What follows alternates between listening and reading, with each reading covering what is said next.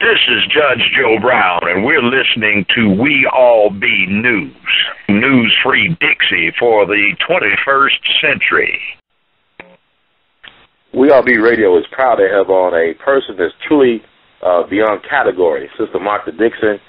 She just wrote her new autobiography, Triumph Beyond Measure, which is a very amazing tale of the tape and beyond. They say, in fact, that sometimes stranger than fiction. And I guarantee you this is an excellent read. And without further ado, Sister Martha Dixon, are you here? Yes. Can you hear me?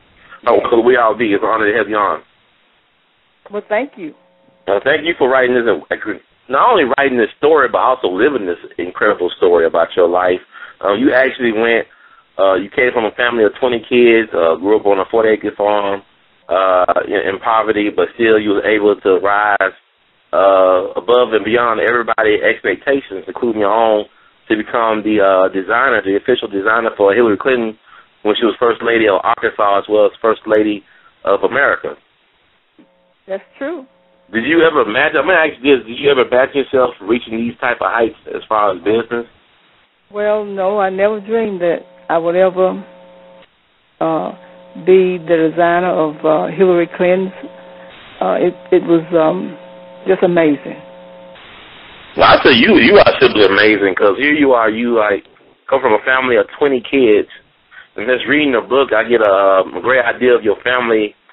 It seems like it's close-knit, but at the same time, it's very strict. Like, when I read about your father, James Smith, it kind of brings to mind Joe Jackson. It's like it's a lot of tough love there. I mean, he instilled y'all certain things, but at the same time, he kept certain things away from you all. So how do you think that benefited? How do you benefit from your father? My father was an entrepreneur. Mm-hmm. Before I even knew what the word was, and that helped me. You know, I think I am an entrepreneur, doing my own thing in my own way, and my father was the same way. You know, and I've learned a lot from him. He was tough, but also we loved him. Yeah, I just got a sense from that, just reading your text, that I know he did exhibit or had tough love, but also you kind of trace it back. It was a generational thing. Like, we always talk about, you hear in church about generational curses. And you talking about his background growing up, like how, you know, he was treated by his mom. And you would say she was a strict disciplinarian, well, I get from the book. He was very strict. And sometimes you think about, like you said, generations, and because he was brought up that way, a lot of times you have to forgive. Mm-hmm. And sometimes, love is tough, but we all love it. I mean, also I was amazed to read about, I know we talk about, people talk about new slavery, like, the new Jim Crow and stuff like that, but the fact that your father was born in 1903, he actually became a runaway slave. Right. In one instance. I mean, people don't think about slavery ending back in 1865. Well, but this was not the case. It might be still now too. I agree. It might be. Little things happen, and things are a lot better. But the things he went through with, it was slavery. It really was. And like I said, sometimes in different instances right now, it's you can find some here and there. Right. It might not be just that direct, but it still is a little bit. No, I definitely concur with what you just said. I'm just interested because, like, you have a love of learning. Like, you always about, you're a life learner. Like, I get from reading your text that you are definitely a committed life learner. But growing up in a strict environment, although your father was a voracious reader himself, a bibliophile, he did not necessarily share his resources with you all in terms of his books, correct? That's correct. I mean, that was those were his books. My father was a brilliant reader, and he kept his books from us, and a lot of the children didn't learn how to read and write, and I really don't think my father realized that, didn't realize how that affected his children. I know you did a great job of showing how your brothers and sisters, how they made it through life. There's some triumphs and some tragedies, but I guess that's what life is all about. And you definitely are a survivor. I know you said in the book your father told your mom that he thought you was a winner, that you was a survivor, that you was going to do something special in this world. And you actually was a twin, correct? You had a twin? That's correct. My twin passed away at 2 years old. It's like you always make a key, like, it's kind of like, man, it's weird. Like, you talk about the month of February being cursed for you because you talked about your twin died in the month of February, on February 5th, and your mom was 36, and then your mama died February 5th, I believe 1983, and you was 36 years old when she died. Yeah, and she died at 72. When I get 72, it would be 36 years too, also.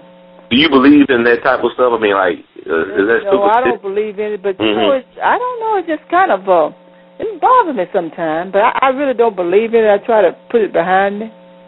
But it's that. I guess that was just some incidents just happened. Just some coincidence. Maybe.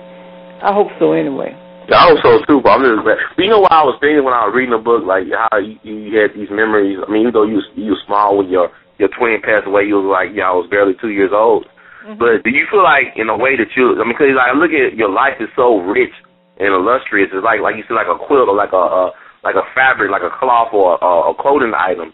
How your life is interwoven with so many different things and experiences.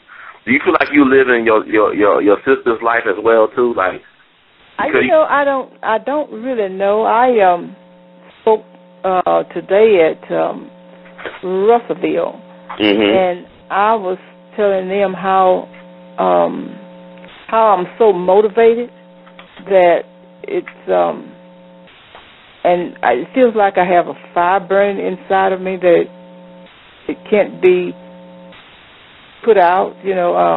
Man can't put it out. And it's just and I want to give back, and that's my goal. But it's just. I just don't really. I don't know, but it's something it's in me that I just can't describe. It just runs. I don't know. My husband told me one day. He says, said I think if they put you in a barrel with a top over it, and you couldn't get out of the top and you couldn't get out of the bottom, and he said if there's a crack, and I think you just melt. And you just right on through the crack and come back on the other side. And it's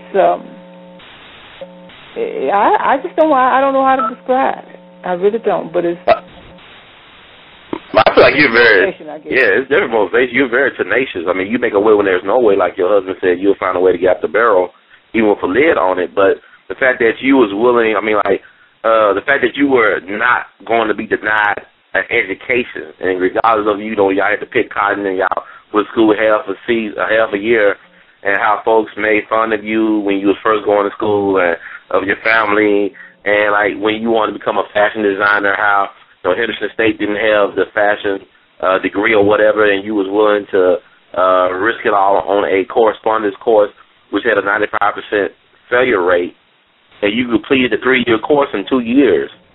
I mean, I just look at the things that you were able to do with your market designs and how you face sexism and racism, and you refused to be denied what was yours. It's like you already claimed it in the spirit. What is mine, I cannot be denied by anybody.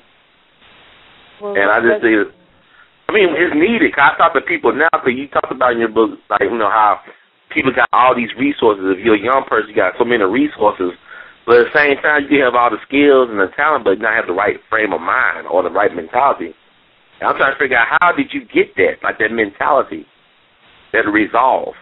Well, someone told me today, said that guess I was born with it. And, I really don't know, but I do know that like I told you earlier, it's something that I really can't describe. You know, it's I guess it's a gift, but I want to share it with people. I want to reach out and give back if I can, and that's my next goal, is doing that. And so I mean, I'm speaking here and there because I want to give back.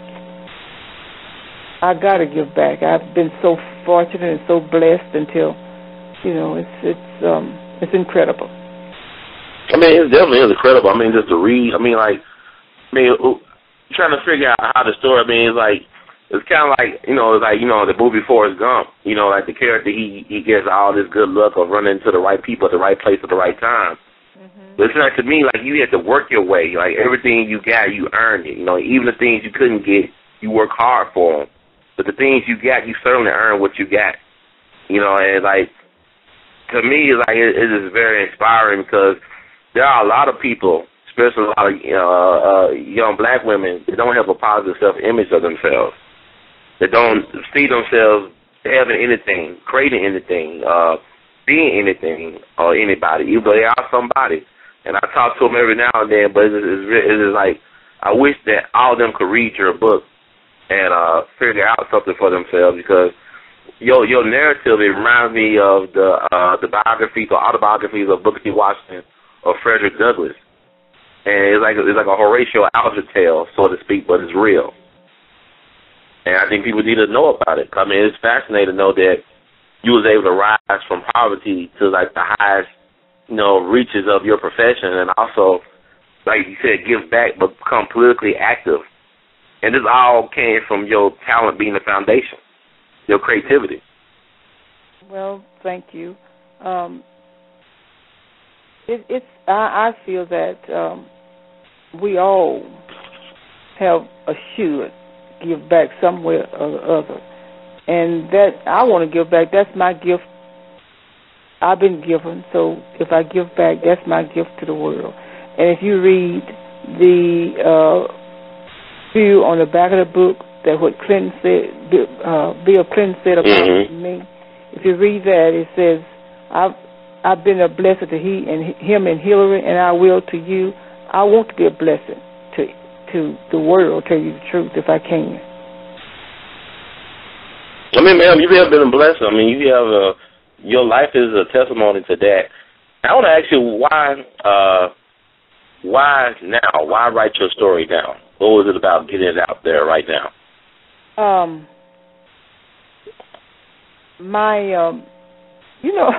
My business burned in 2006.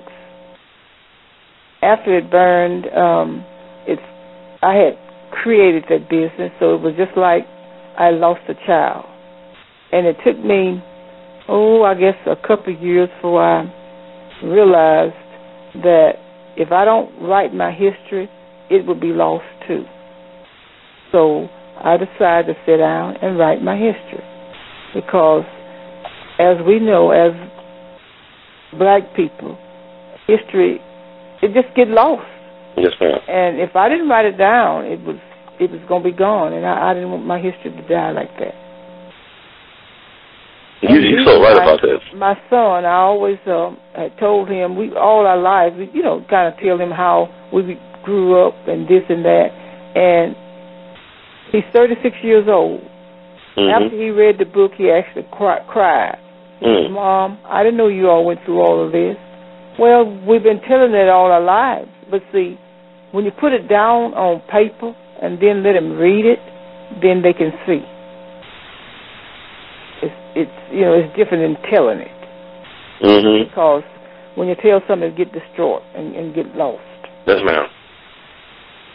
So that's the reason I wrote it. Also, I mean, like, when I look at Arkansas, like this, like we talked about, like your father went through his slave experience, being a runaway slave in the 20th century. But you look at the history of Arkansas, and I think about the Lane, Arkansas riots, or the Boys Industrial Home burning down back in the 50s, or Little Rock 9. Mm-hmm. Or you could take so many incidents where black folks were mistreated. It's like, black genocide. To know that I'm talking to a woman who is considered, you know, you are in the Arkansas Hall of Fame for black people. You are well known. You was able to work within the confines of this, I mean, Jim Crow, or whatever we want to call it, infrastructure. Infrastructure where, you know, in a lot of ways it promoted white supremacy in the recent past. But you was able to overcome all that to make a statement. You know, like, when you saw wrong, you try to right it. And, like, to me, what I love about you is the fact that, you know, although you may not know everything about something when you first jump into it, you get into it all in. You're not halfway doing anything. You do everything with your full effort, and I really commend you for that. It comes across in the book. Well, you know, one thing, when you work for yourself, you can say things and do things for us as African Americans. But when you work for someone else, the school district or any other company, than when you work for someone else, you can't stand up and say what you want to say. But I couldn't be fired. Couldn't nobody fire me. So I did what I could to help someone else. Also, it wouldn't help me, but it's going to help someone else. I've gotten jobs for other people that they wouldn't ordinarily have gotten if I didn't speak up, and sometimes they never know I did it. So when you, I don't know, it's just been my goal to always do good and help whomever I can help. And I've always tried to do that. And that's all the interest. I know, I was reading about your husband, Huey. He's very supportive, but it's like kind of like how the odd couple, like it's opposite attract. Like, I know he might not want to go all these, you know, fantastic, these fantastic places like the White House or, you know, all the places where, you know, your talents and your creativity and your imagination and your hard work have taken you. He still seems to be very supportive of you, regardless of the fact that he might not want to show it outwardly. Yeah, he's my backbone. I was thinking about that today. Tomorrow I'll be in Fayetteville. And then, like I said, today I was in Russellville. But I travel a lot, in-state and out of state, and I'm by myself most of the time. And I guess, you know, I know you read my book because you read it thoroughly, because you tell me a whole lot of things that's in it. But you know that in my book, Dr. Moore was a good friend of mine. Anytime you put me down or the negative thing, it feeds me. It makes me grow. My husband is not negative, but he's the opposite of what I am. And by him being just like what he is, it helps me somehow or another. I don't know how. It helps me to keep moving, because I'm not going to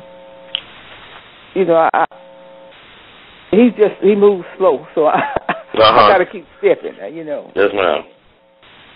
I guess that's one reason that helps. I guess by being him, just whatever he is, he's there for me. Well, I mean, it's very important. I was thinking when I was reading about the book, like you said, every time I put you down, it motivates you more. I think it's a book that young people need to read in terms of, like, you know, the phenomenon going on with people getting bullied at school and how people are responding to getting bullied and all the stuff you had to do going in Henry Bell School, and the stuff you endure as a grown person in terms of not only, you know, when you're trying to start a business, but also in the world of politics, which could be very hard-nosed, and you playing hardball. How even though you try to do it, I mean, like, it's the old saying that no good deed goes unpunished. But I think a lot of young people need to read this book, especially those who are being bullied, so how to use a weapon as a tool for your empowerment. You are correct. I have gotten so many reviews, and I'm saying them all, so many reviews on my book. Some of them says that every student should be required to read your book. Then some says your book is better than the help. Some says when this book gonna turn into a movie. I've had so many reviews. Oh yeah. It's just amazing. Also, I've had about 4 I don't know what they're going to do with it, and I hadn't released it or anything, but I've had 4 literary agents is interested in my book. What's going to happen with it, I don't know yet, but I'm also, hopefully I'm on the agenda to do a lecture at the Clinton Library along with the book signing. I'm doing something in February with Tyson's. They have Tyson Food has a book club. I'm doing some graduation speeches for I won't say that, with adult education. I'm doing a whole lot of things that really, like today I do it free. I'm not interested in trying to make any money. I want to give back. That's my goal. I mean, I think you have exceeded your goal beyond the expectations, beyond measure, as your book would say, that you are, excelling at this goal, because I'm hearing you talk about this, so I can hear the love and the concern and the commitment you have on behalf of serving people. And to be great is to really serve. It's not to, you're successful and you're also great. There's a lot of people that are successful, they're not great. Then there's a lot of great people that are great, but they're not successful. Does that make any sense? Yeah, because greatness implies service. Like you using the best of what you have. You commend yourself to the to the welfare of others, giving the best that you have in order to empower others. And success can be very selfish, because there's a lot of folks that are successful people, but they're very mean-spirited, or they could be very against people. They could treat people badly, but yet they're successful in the empirical sense. But in the spiritual sense, you are great because it goes, like you said, beyond measure. It's beyond category. It speaks to immortality, because somebody say you kill a dream, or you can kill the dream, but you can't kill the dream. You kill a man, but you can't kill the idea. So what you're giving us in the form of your book, and also in the form of how you live your life, is something that exceeds, that will live beyond death, and that folks could build upon. So I just think what you're offering is very powerful. And I also want to ask you, because you've known the Clintons for almost, I guess it's got to be 30 years now. It's got to be 30-plus years, or something like that. Say that or again. Close to it. Say that again. You know the Clintons for how long? 20-plus years, close to 30 years? The Clintons? Oh, Clinton. Have I known Clinton?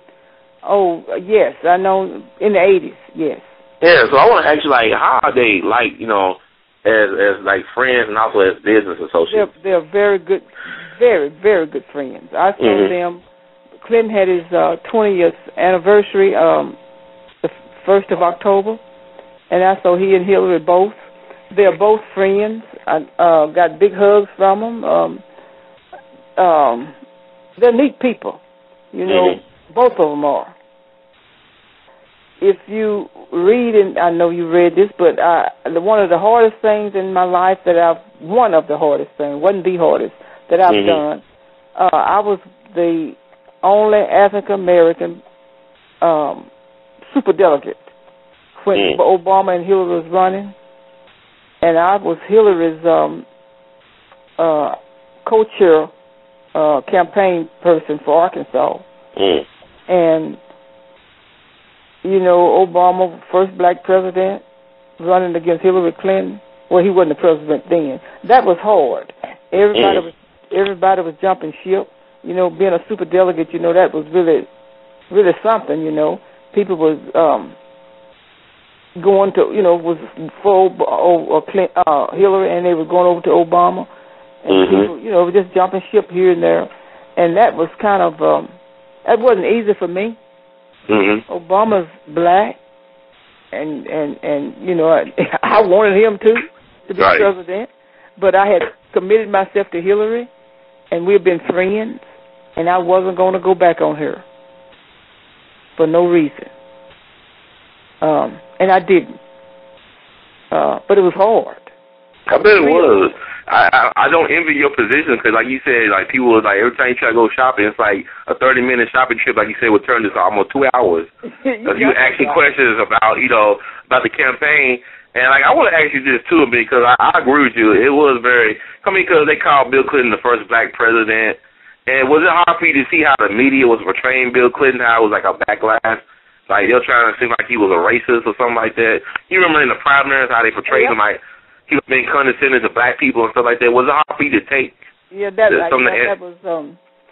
something. You know, it was something. I'll be honest. Some things he did was got under my skin a little bit. You know. Right. You know, he was your friend, so you. Yep, he was my friend, but still, this. I feel a master politician too. He know how to play the game.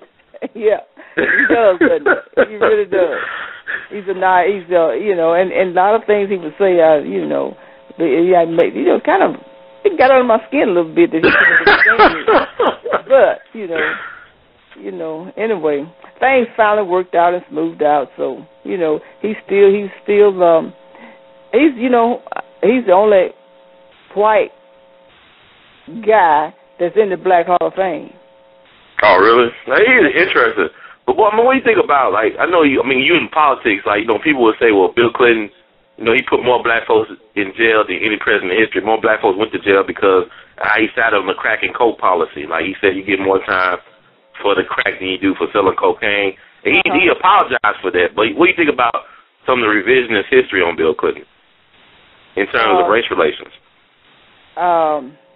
I still think that, he did do that, make rules and regulations to do that, but he also, you look at the people that he took with him as president, and you look at, we had Rodney Slater was the first and the only black highway commission here in Arkansas. Yeah, I know he's a very good friend of yours. He wrote a great review of the book. Right, but you look at that, and he put a lot of black people on the map. Tell you the truth. Even Joycelyn the Elders. I thought she had a raw deal in terms of how people responded to her. Because she had some truth in what she was saying about a lot of things. Well, you know what? It's true now. You look at it now and said it should have been. Right. Back then it was Like with the gays in the military, how he had a hard time. Looking back on it now, Clinton did try to do some things. Maybe he was naive by how Washington would respond to what he was trying to do, like even with the healthcare thing. Right. But he did have some ideas, though. I think it wasn't time for it to come about. Right. Well, we thought they were too strict at the time. A lot of things. Well, you know how it is. You do something now, and it's terrible, and next year, it's okay. That's true. That's so true. You did a great, I think, analysis of what's going on right now in terms of your book about with the presidency and about with the Democratic Party. How basically it's like it's lost its image or lost its sense of solidarity among the rank and file.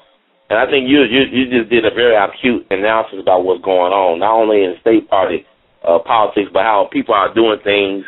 And to me, when I listen to you talk about how you supported the Clintons in spite of you wanted Obama to be president, but you know the value of loyalty. To me, having loyalty is more important than being very smart.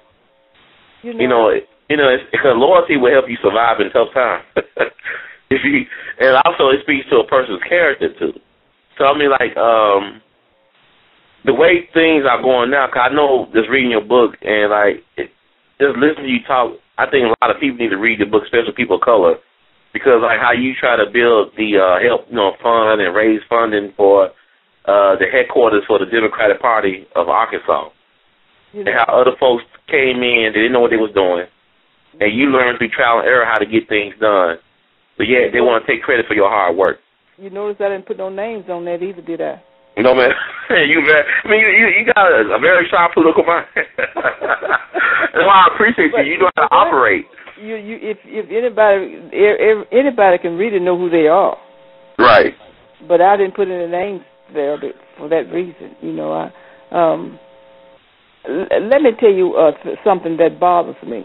I remember, and I'm not in. I've totally got out of the Democratic Party. Got out of the political arena. Right. It's like it did you good, right? I had to. I got a new life, and I didn't know I was so deeply involved in the Democratic Party until my husband I stopped him. He said, you know, I found my wife again. But let me tell you what I was going to tell you. Yes, ma'am. It used to be, and it's not only Arkansas. I think it's probably nationwide. Yes, ma'am. It used to be African Americans. I know when let me see, Tucker, when after Bill Clinton left, and it happened with Bill Clinton too.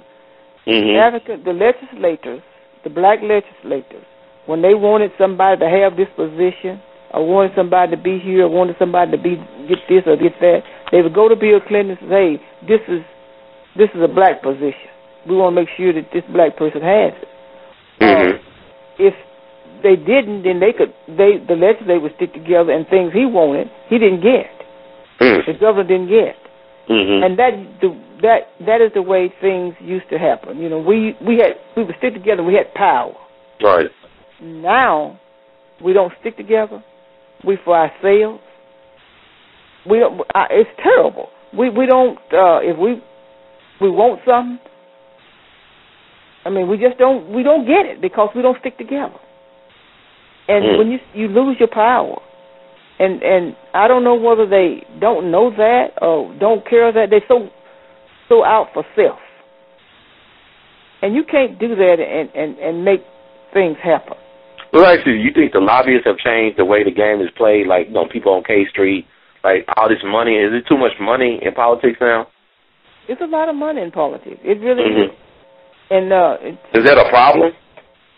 I think it is. I really do. And well, how can you stop it, though? I mean, how can you get it out? Is it possible to get a lot of that money out of politics? No, I think it's gonna be more corrupt than ever. It's just I just had to pull back because I'm a real person. That's right. When I do something, I don't do it for, you know, I do it because it's right. You know, if it's not right, I'm not going to do it. That's I don't care how much money, I'm not going to do it if it's not right. And that's the way I believe in it. But now, this money, if you got money and political stand or politics, you can do it, you know, it's corrupt. And I can't take it.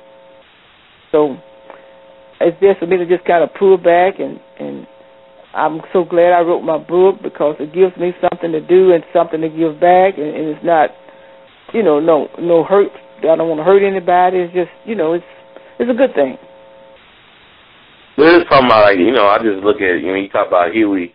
I mean, like, the fact that you got a person like that that's a solid rock in your corner, really, and, you know, really wants the best for you in spite of, you know, whatever he might feel for himself in terms of what's going on all around him. He just wants you to be the best person you can be. And just reading about your ordeal, a lot of us tend to get caught up a lot of times in the spirit of the times, or it's like a lot of times people know how to manipulate certain folks. Because, like, you look at the fact that so many people, like, even when I talk to civil rights veterans from the movement, a lot of folks that were very passionate about the movement, a lot of them now can't afford health care, let alone a mortgage. But they were the people that were on the front lines, you know, doing the sit-ins and all this other stuff, getting beat up by the police and by the Klan. But it was people that came along in the movement who were, I ain't going to say their names, they were opportunists. And those are people you tend to read about more so than the other folks who sacrifice a lot in order for the good of the people. Because I talked to one veteran, she told me how she felt about the young generation, like it's the self-pronoun generation.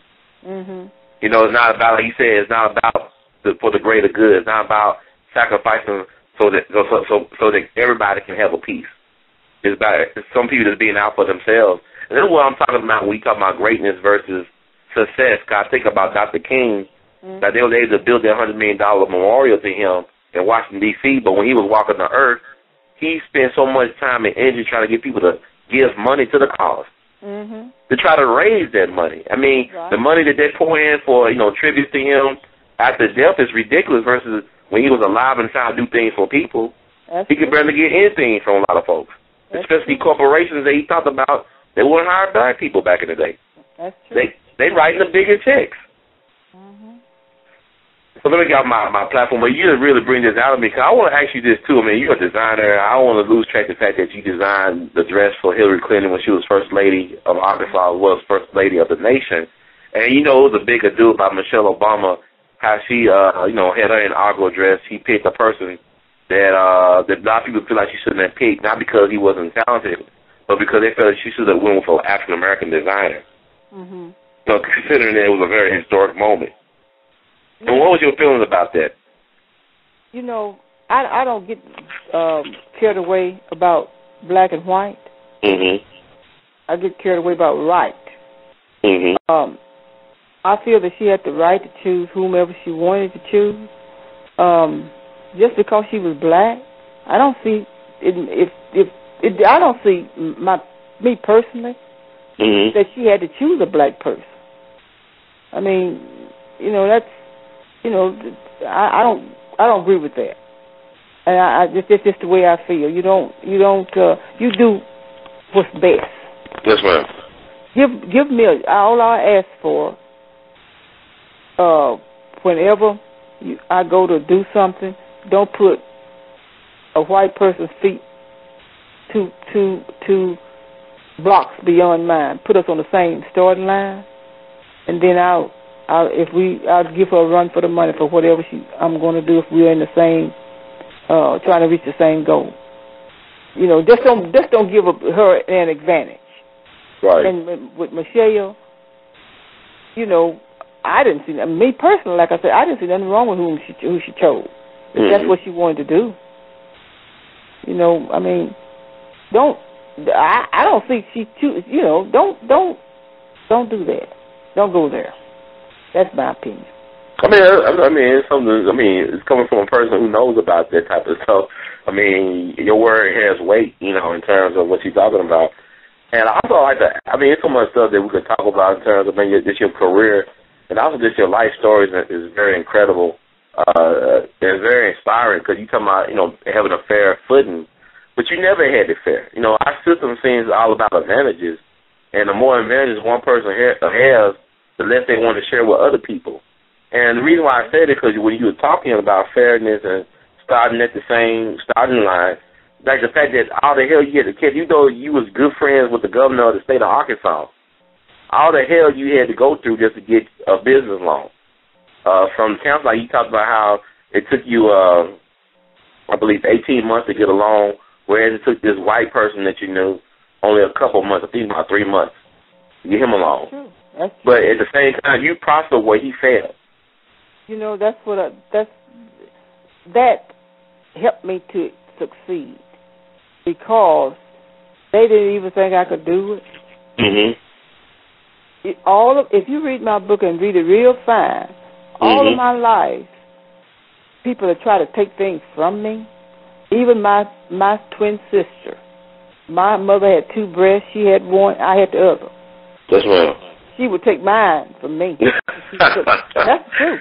And you remember that? Wow, that's amazing. So that probably gave me what I am today, because if you try to take it away from me, or if you put me down, then I'm going to show you, I'm going to prove to you that I can do it. When I got my loan from AIDC, from the state, it was 2 African Americans. I don't know whether they were supposed to keep me down or not. Mm-hmm. It was 2 minority people that I went to. I didn't put their names in the book because I didn't want to. But it was 2 guys that worked for AIDC that I went to get my loan, and they was getting feedback from up above, I guess, not to let me have it. And when I got it and started succeeding, I asked them, why didn't you give me the money like you all did to other people? Why I had to wait so long? They said, because we thought you was going to fail. These are black folks telling you this. I'm sorry? These were black men that told you that they thought they were going to fail for now. Yeah, they thought I was going to fail. Wow. That's why they didn't give me the $50,000. But I proved to them that I didn't fail. And like I said, the white people that borrowed the money, and twice or 3 times or 4 times more than I had, they went out of business, failed, and didn't pay the money back. I paid every penny I borrowed back, and I'm proud of that. I just think that's so powerful. I always tell people that you make it sometimes not because of, but in spite of.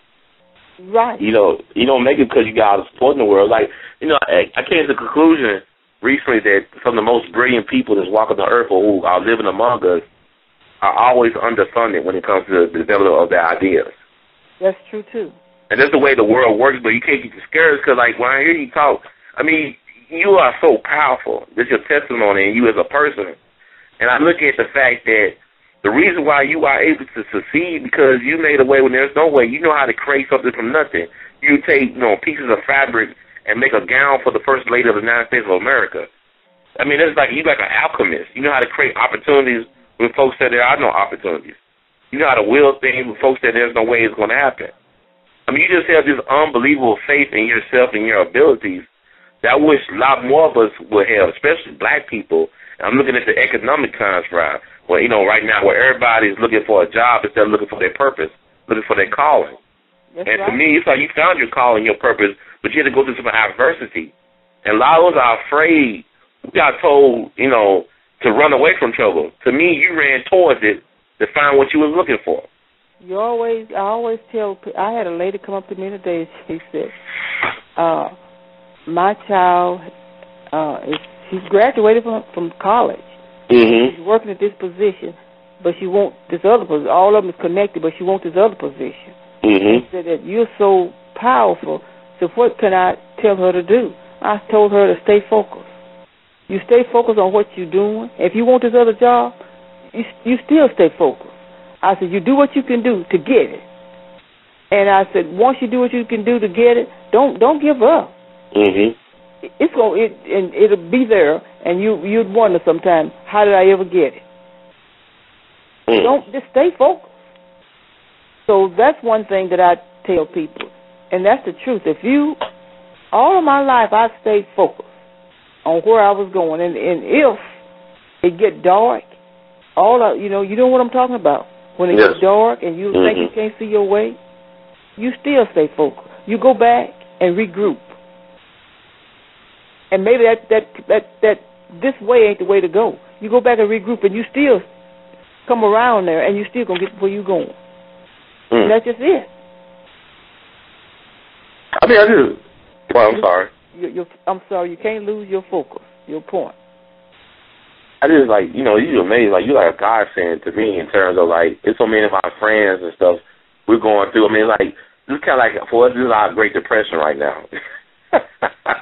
Like, we don't know how we're going to make it. Like, I remember, it's so many people right now. So I talk to a lot of black women and black men, young people, who just don't know how we're going to make it, man. Like, we just look at, what's going on, and a lot of us, got, laid out, but we're underemployed. We're not really using the skills we want to use. We're not really what we want to be in life. Like, I had a mentor who passed recently, and just talking to some of the people it was like a reunion, but talking to some of the people, a lot of people were afraid to let people know what's going on with them. They were embarrassed. But in your book, you talk about sometimes you got to ask for help, and because there's going to be people that want to help you. I mean, sometimes we're afraid just to ask for help. If you don't ask, I had another friend of mine. We went to Washington, D.C. together, the Black Legislative deal. And I told her, she said, well, Miss Dixon, I can't do that. I said, girl, I said, if you don't ask, you're not going to get it if you don't ask. I said, well, I can't. I said, look, if you don't ask, you'll never get a thing. And that's the truth. You got to ask. And you take it with a grain of salt if they turn you down. You don't ask looking to be turned down, but you ask. If you don't ask, you're definitely not going to get it. You ask, you just might.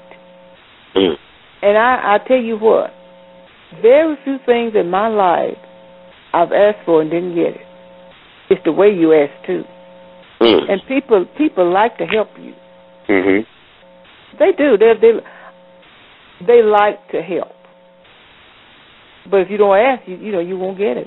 I was at another book signing back a month ago, and this guy, we were sitting in this group, and this was at a library, and all these people that was there, one white guy was in the group, and everybody came up and they was taking pictures with me, and buying books and this and that. And I looked at the white guy, and I said, come up here. I said, sit right beside me. I said, then took a picture. That did him so much good. Just me. Now, he wasn't gonna come up. He was somebody straggly. You know, you didn't really want to sit beside, but he needed that. He needed that. Mm-hmm. He needed that. He was he just lived up, and you know, he needed it. Mm. And I told my husband about it, and he said, well, why'd you do it? I said, because he needed it. That was just like a hug to him. Mm. So, you know, you do little things like that, if you can just, and they're out there, but it did him so much good, you know. So, you know, you do little things like that. It may not mean very much or look like it's very much, but it is. This like that what your life is all about, like, you know, reaching out to people and people meeting you at least halfway, because even with your businesses that you started, or market designs, like you had to reach out to people when the loan didn't come through like it's supposed to come through. At a certain time, you reached out to other folks to invest in what you was doing. And also, even with when you did the gown, I believe like Hillary's gown for the White House, did you reach out to other folks to help you out to retrieve resources and things of that nature? I did, and every one of them that I reached out to, I did a replica of the gown. Oh, wow. Sent it to Hillary, and every one of them got a signed gown from Hillary. That's amazing. Where's the original gown? Where is it now? It's supposed to be in the Truman Museum in Independence, Missouri.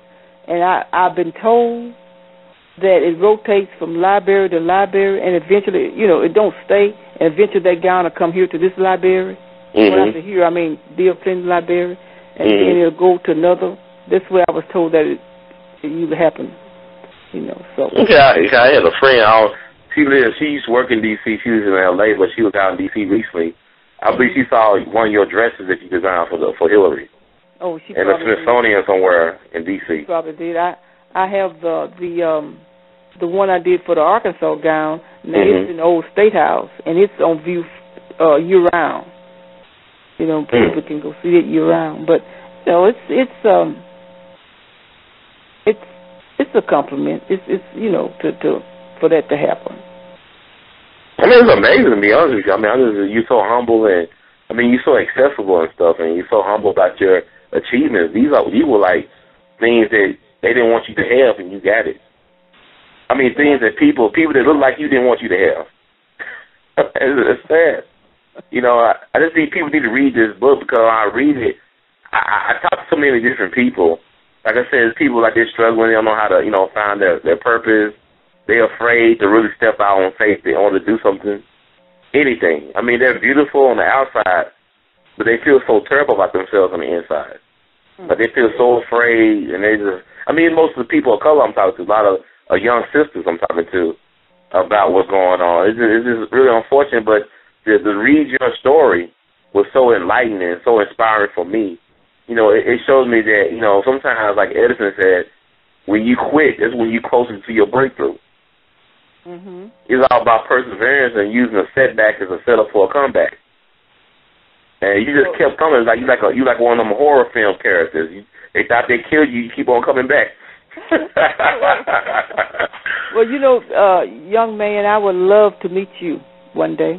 Yes, ma'am. I think with me. I mean, we right next to each other. I'll definitely love to meet you. I mean, it's very inspiring. Yeah, I really would. You know, just say thank you. And just say hi. So. I was just saying we can make that happen, definitely. I mean, it's an honor to talk to you. I know Ronaldo. I mean, I just like the fact that you stayed on me to get in touch with you. I mean, that's why you're so successful, because you know how to focus in on something and see it through. And even like the fact that this book that you wrote was self-published, and people get the idea. Because I read a lot of self-published authors, and you know sometimes they don't always cut the mustard in terms of how they present their works or ideas. But it was like so professional. And it was a great read, a great narrative. Like, I read it in one sitting. I just sat down and read your book. Oh, really? Yeah, it was amazing. That's nice. It's like rare I do that. Yeah, it's rare I do those type of things. I just couldn't put it down. I had a lady, this was a white lady, that read my book, And I've had a lot of people. Like I said, I got a ton of reviews. But this particular lady, read my book, and she came to my house just to talk about my book. And she stayed that woman cried and cried. She stayed 3 hours. Oh, wow. My husband, I ain't going to tell you what he said. He got a lot of wisdom. Your husband got a lot of interest. He said, what in the have you done? Man, I just love Huey, man. He was awesome, man. I was like his. I mean, he's just a constant, man. He is like you said, your backbone. He is a rock. He is. That's awesome. I mean, I just like, you know what's sad too. You talk about relationships. You know, I talk to so many of my friends. A lot of them, you know, they married, they get divorced. Really, I mean, like we don't really understand the value of perseverance, of staying with something, whether it be relationships or even in our own dreams for what we want for our lives in terms of professionally. We don't understand the value of how to stay with something. Because, like, I think what you have, like, you talk about the state of politics, but also what you have is a people's touch. And to me, my generation, we're losing that people touch because we don't really communicate, you know, with each other. We don't go out. We don't participate. A lot of us stay in front of a computer screen, or we tweet, or we're at an event. We're so busy texting people instead of being in the moment and meeting people in that same space. That's true. So are you amazed that folks are reading the books and you getting these responses? Because we're such like a microwave society where everything got to be so instant. Mm-hmm. And not any thought put to anything. Yeah, that's true. But I'm traveling from, a few book signings and a few speeches from out of the state and all, and that's enjoyable to me. And I feel like I'm living my second life. But it does. And what have your surviving siblings said about your accomplishments? Do they believe that you did all these things with your life? Are they proud or? Oh yeah, they are. They knew, like when I was inducted in the Black Hall of Fame, all of them came home. Mm-hmm. You know what was so touching to me? To have them, not they been inducted in the Black Hall, to have them there, to see me and to support me and just being there. It was really wonderful, and that's I never forget that. You know, they're all proud of me, and most of my siblings, not most of, most of them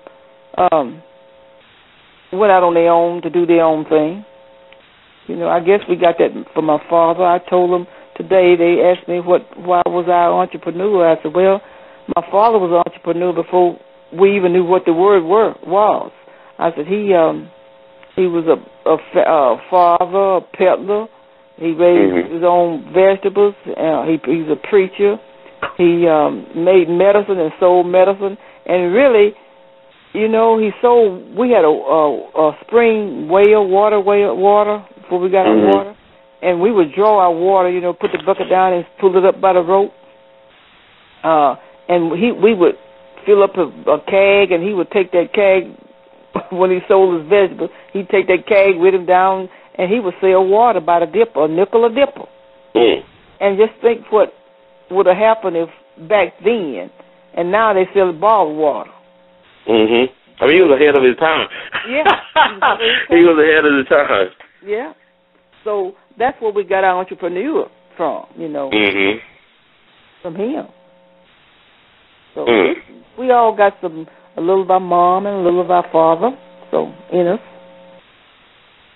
I mean, it's like you come from good stock in spite of, some things like your father. I mean, it's understandable how you put it in terms of, like, he was abused by his mom, so he ended up abusing y'all in a certain way of denying y'all love, but he did have a love for you all. Right. He loved his kids, but he didn't know how to show that love. He didn't know how to show it. But there's like a lot of kids. I mean, like, I'm in a family, a lot of women. I mean, them coming in the family, a lot of women don't mean they like to hug you or nothing like that. So it's interesting, but it's like it comes from that old school thing, It's a generational thing, but it is. A lot of people don't know how to show love. No, I can't even say the word. Did your father ever say the word "I love you," or he couldn't even say that? No, I never heard my father say that. He loved me. Wow, that's amazing. Well, it was a different time, though. It was a different time. I know. Wait a minute. Is it very many black men Now, I'm going to ask this question. You answer my question for me. Mm-hmm. Is it very, does black men show their love? Do they, well, let me see. Do they tell their kids that they love them? I mean, like, if they be around, hopefully they do, but, like, yeah, it is interesting you say it like that. It's hard for a lot of people to say that word or to show it.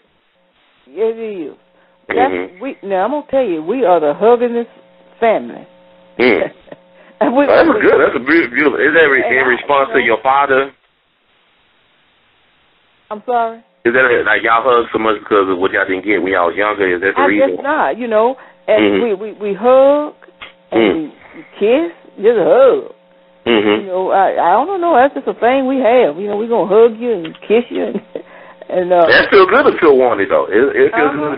I mean, to be loved. I mean, everybody want to be loved.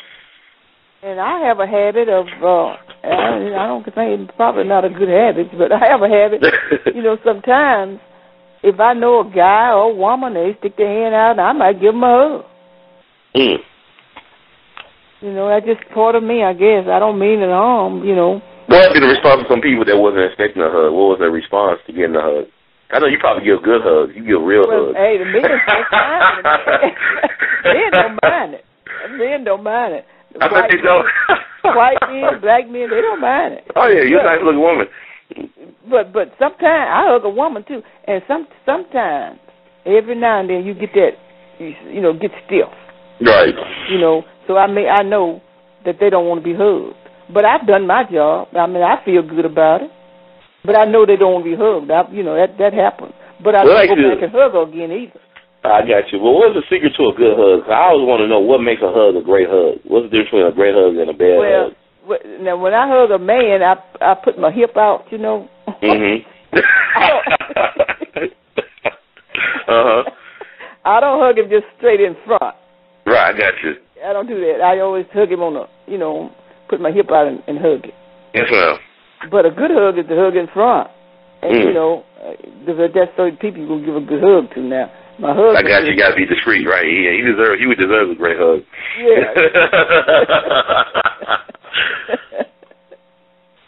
So that's what I say a good hug is. Okay, I just want to know for myself. I know I've been critiqued on my hugs. I don't necessarily get the best hugs, but I try for effort. I do try to give my effort, but I do give hugs. But let me ask you this as well, because I know you're very astute, a political observer. What do you think are Obama's chances of being reelected, President Obama? Oh, he'll be reelected. You think so? Why he gonna be reelected? No, man, tell me. The Republicans don't have. They're just a show. He don't have anybody to beat him. Not even Mitt Romney. You think Mitt Romney could give him a run? I mean, in terms of Mitt Romney ain't gonna do anything. They don't even want Mitt Romney there. I think he's probably their best chance, though. I don't understand anybody but Romney. I mean, what do you think about Herman Cain? Oh, that's a joke. It's a joke. Mm-hmm. It really is. That was a joke.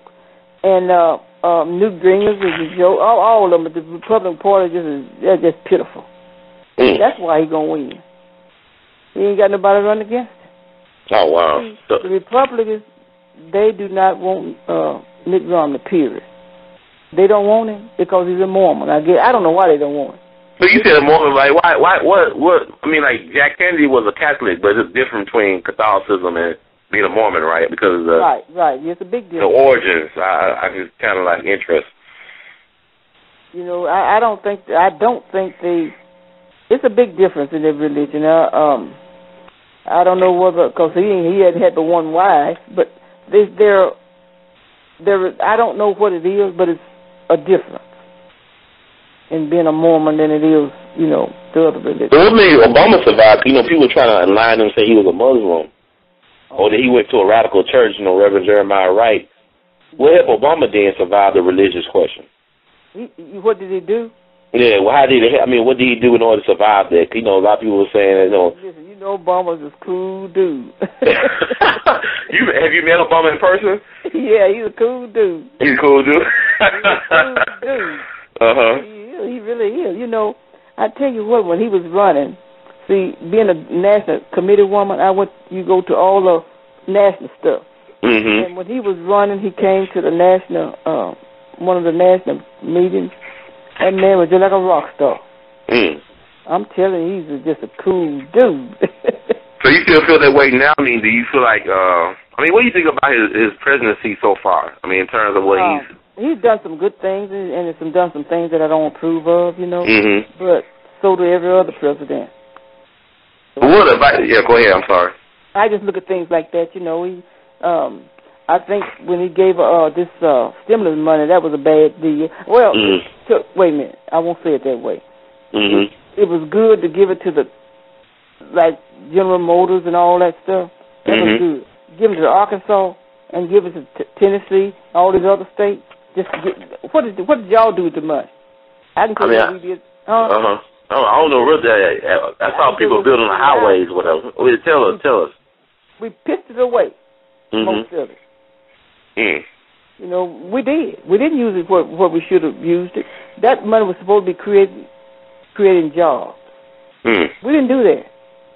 And I know some of this for a fact, but I won't get into it. But we didn't do what we should have done with that money. We wasted it. But was that Obama's fault? Was like the state fault? The people at the state leadership level, was it their fault? You got. Look, when somebody gives you something, you got to be accountable for it. You got to track it. You don't just and give money out there and don't track it. And you probably would expect the powers to be, I won't call no names, to track it. It wasn't done the way it should have been done. You don't give it to the school here and this person here and this over here. What the school gonna do with it? Right. Do you do it to build a building, or you do it for the Teachers Association to go down there in Florida? So you said they had no vision what to do with the money. They didn't have no purpose. Don't understand. You don't give money. You got to be accountable for whatever you give. When you give money, be accountable for it. So he couldn't see. I'm sorry. Go ahead. No. I said you're right. I mean, it sounds like. And see, Obama couldn't. He got 50 states, and he could not oversee. He's the president. And whoever he gave the authority to could not oversee all the 50 states, and then he depended on the states to do the right thing. It just didn't happen. Now I didn't agree with. But like you talk about the party, the infighting in the party. Is that the problem? Like the Democratic Party not being united, not staying on message in terms of the solidarity. He didn't give it to the Democratic Party. He gave it to the state. Okay. He gave it to. When I said the powers to be. That's who he gave it to. The governors, let me go ahead and name them. The governors of each state was over the money. And they picked somebody else kind of to help them to do so and so and so. It just didn't turn out the way it should have been.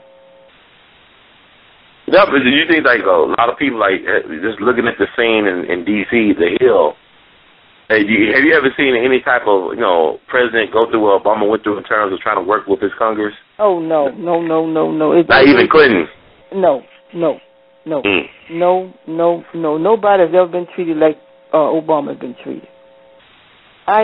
When I went to that meeting in D.C., and it was in September.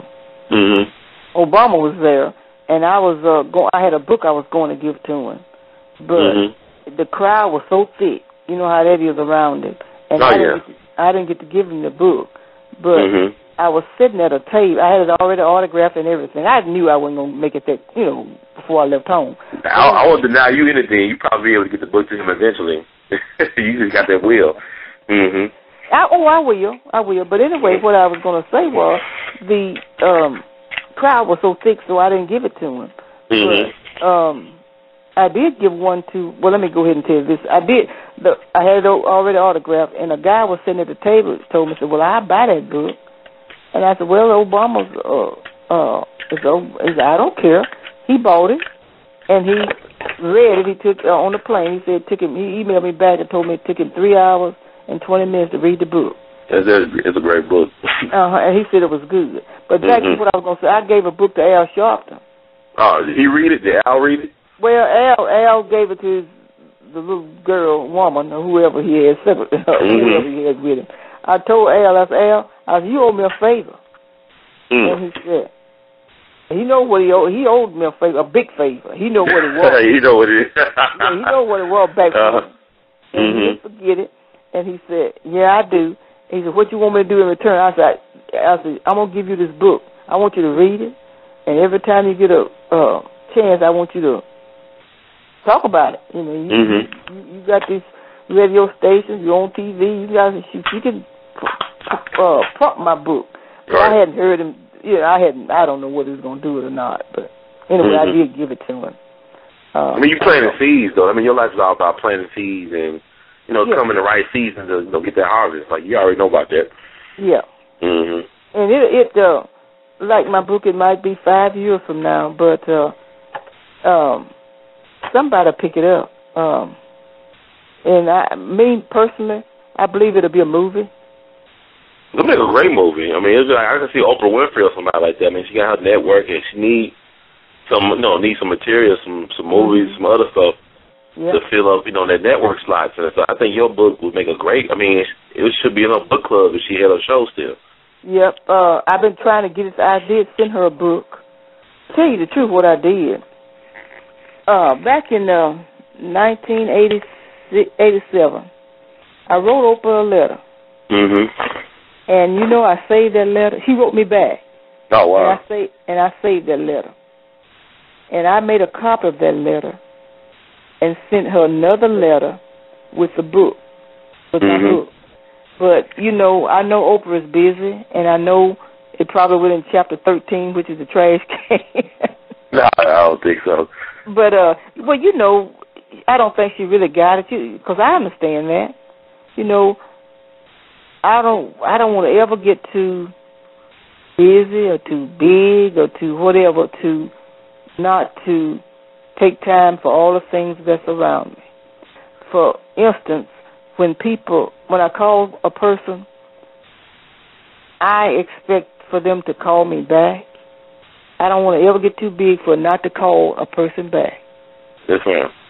I don't want to ever do that. I mean, I just me. Have you ever called anybody and they never did call you back? Oh, yes, ma'am. I know how this is. I don't want to ever get like that. Yes, ma'am. That's disrespectful. And it's not me. If I'm going to call you back one way, I'm going to try anyway. Yes, ma'am. Yeah, I want to ask you, because I read your book, and I know that you detailed a lot about, what happened or what's going on with your brothers and sisters right now. You're one of 20. And I was really interested in the story about your brother, James Smith Jr., and about your father who disappeared, or this ain't nobody know what really happened to him. I know you said you concluded that he might have been lynched in Florida. And I just want to know, did you find out any information about him at all? Did you do any follow-up investigation? No, I did not. I remember someone, police or someone came to my mother.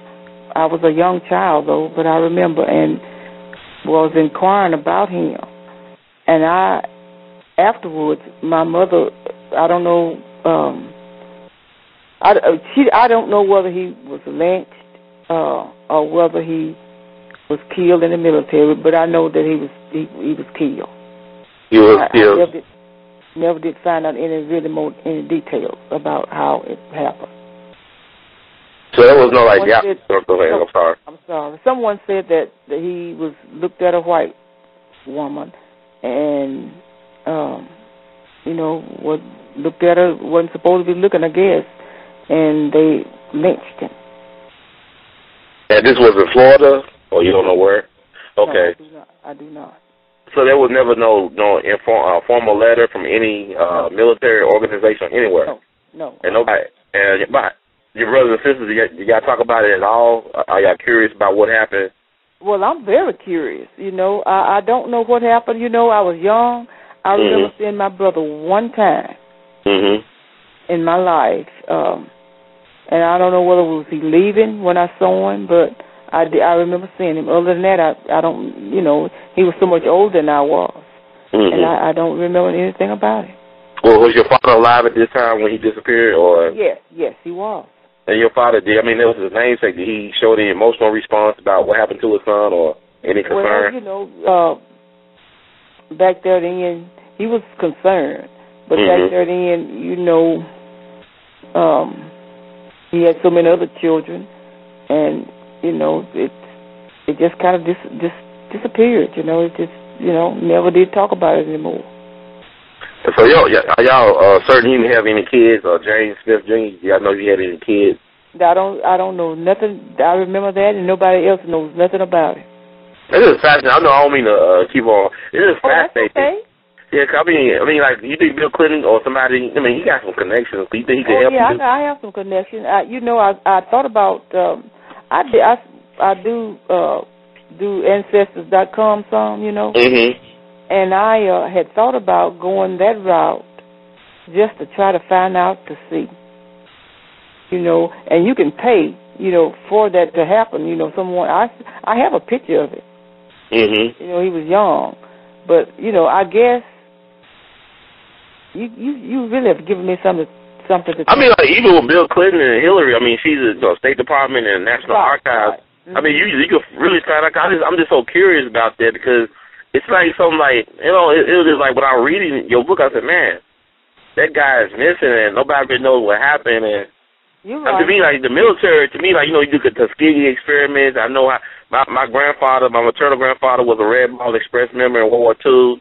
And I just talk about the horror stories a lot of black GIs went through. I know I talked to friends from Mississippi, and they're talking about back in the 40s and 50s how they were finding, like, dead bodies of soldiers, African-American soldiers, in lakes and rivers in Mississippi. And they had, you know, they started reporting to the State Department, and some of that kind of stopped. But it just makes you wonder, like, so many of our young men and women serve in the armed services. Like, I read a story about Isaac Woodward, the young black man who was blinded by a sheriff in South Carolina. And he was in uniform. Just came back from the war, from World War II. So I'm just curious about what, you know, stuff like that happens when he was in the military.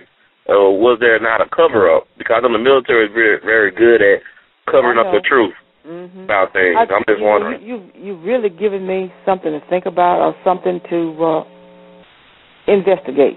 Yes, ma'am. And I think I will, and try to find out exactly what actually happened. That's another book right there. You know that, right? Okay.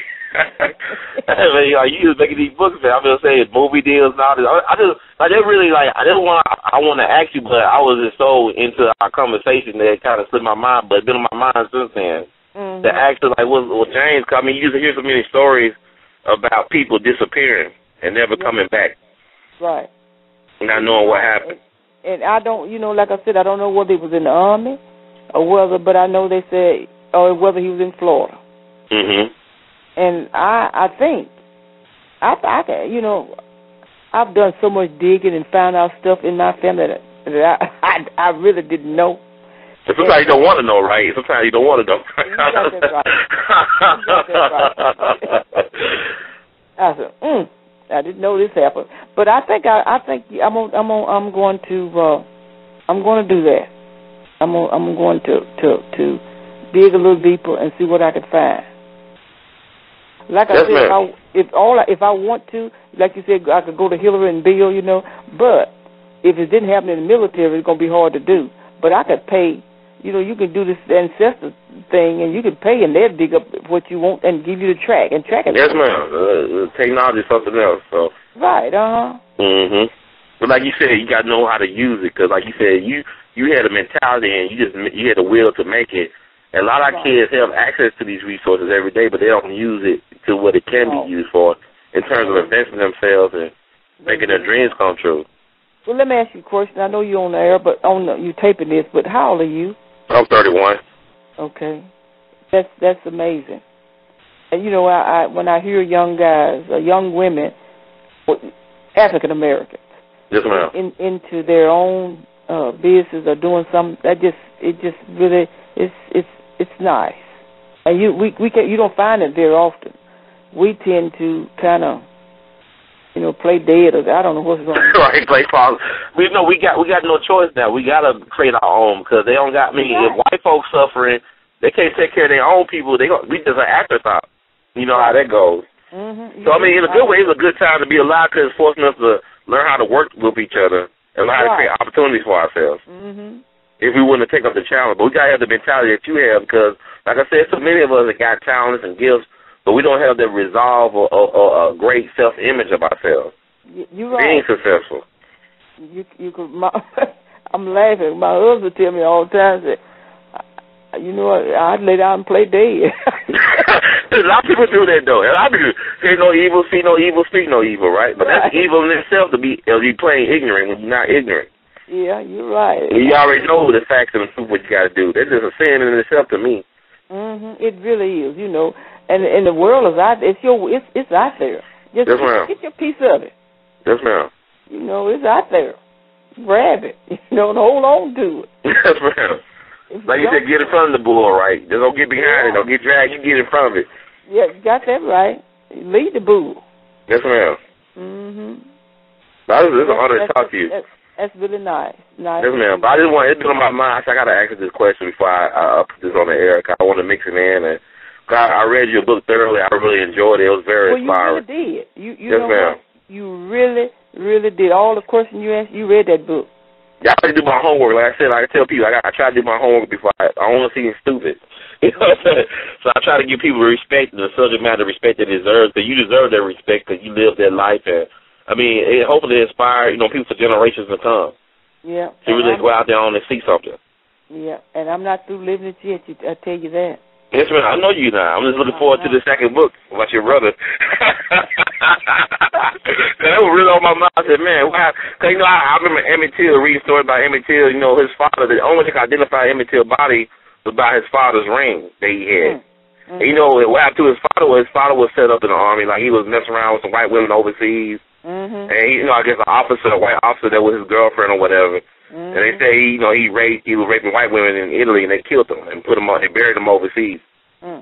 So I don't know if that's true or not, but I know similar to James Eastland brought that up during the trial of the Emmett Till killers, like saying, well, Emmett Till's father, you know, he was a rapist, a white woman, and so therefore his son, it must be genetics. And really, that wasn't really the truth of what happened, why he was put to death.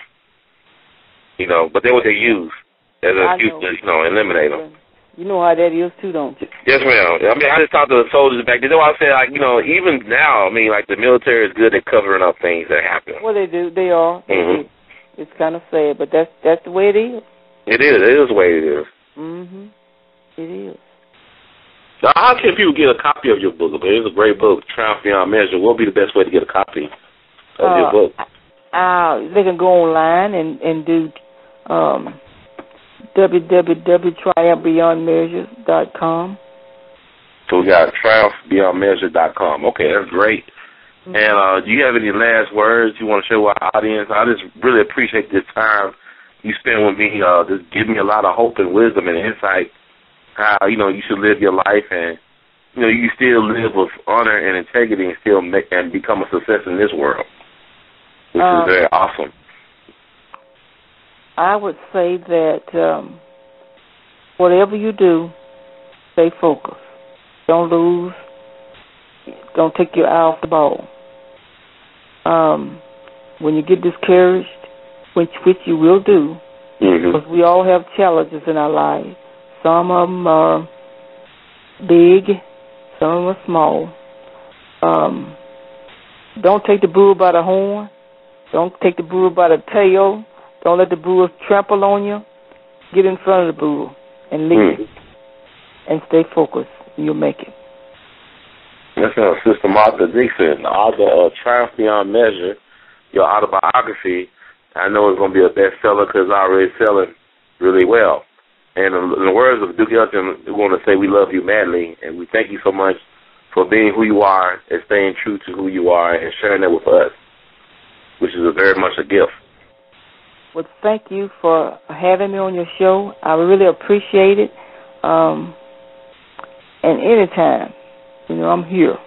Yes, ma'am. I would love to meet you. Yeah, I'm going to say that. I'm going to make it happen. We're going to make it happen. I'm excited. I want to meet you and Huey. If you help me. Hey, you'll meet me. I'm not going to say you're going to meet him. He is a character, man. I just love you. Your husband is awesome. I just know he's good to you. I know he loves you a lot. He loves you. I just know he loves you. He does. Thank you, Sister Martha, so much. Oh, appreciate it. Appreciate you. You too. Bye-bye. Bye-bye.